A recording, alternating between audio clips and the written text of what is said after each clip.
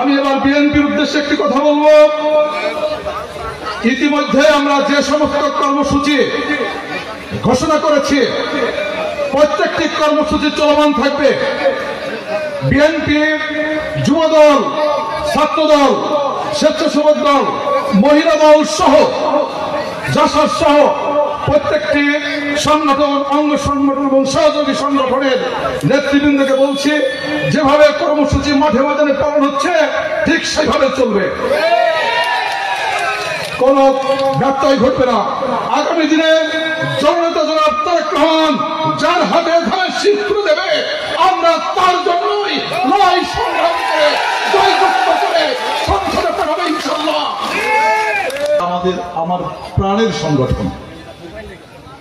আমিও কিন্তু যখন বক্তব্য দিই আমিও তখন বলি আমি প্রাণের সংগঠন।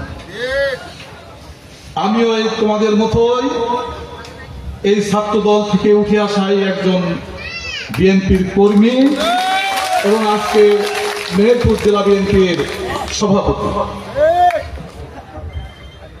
ইতিমধ্যেই তোমরা শুনেছ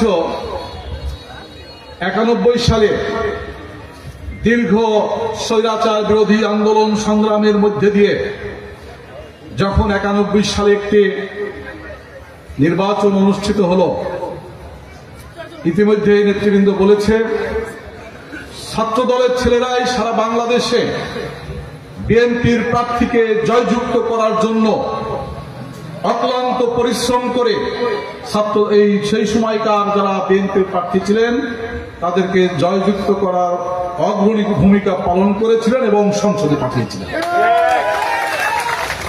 আমি সেই সময় ঢাকা বিশ্ববিদ্যালয়ের ছাত্র ছিলাম। 91 সালে এই আসনের প্রার্থী ছিল আমাদের শ্রদ্ধাভাজন আব্দুল গনি সাহেব। আমি ছাত্র অবস্থায় এলাকাতে এসে জনগণকে সংগঠিত করে ছাত্র সমাজকে সাথে নিয়ে ধানের শীষের পক্ষে ভোট করেছিলাম। আমার প্রাণের ছোট ভাইরা, ছাত্র দলের ছোট ভাইরা, আমি তোমাদেরকে এই মঞ্চ থেকে আমি বলতে চাই যে নির্বাচন আসছে, এই নির্বাচনকে তোমরা নিজের নির্বাচন মনে করে সেইভাবে প্রস্তুতি নাও। তোমরা এখনই তোমরা ঘরে ঘরে যাবে, বাড়িতে বাড়িতে যাবে, স্কুলে স্কুলে যাবে, কলেজে যাবে, মাঠে ময়দানে যেখানে পারো সেখানে যাকে পাবা সেইখানে তাদেরকে বুঝাবা আগামী দিনের যে ভোট আসছে, ত্রয়োদশ নির্বাচন, আমাদের ধানের শীষের প্রার্থী যে আসবে তাকে আপনারা ভোট দেবেন, ধানের শীষে ভোট দেবেন।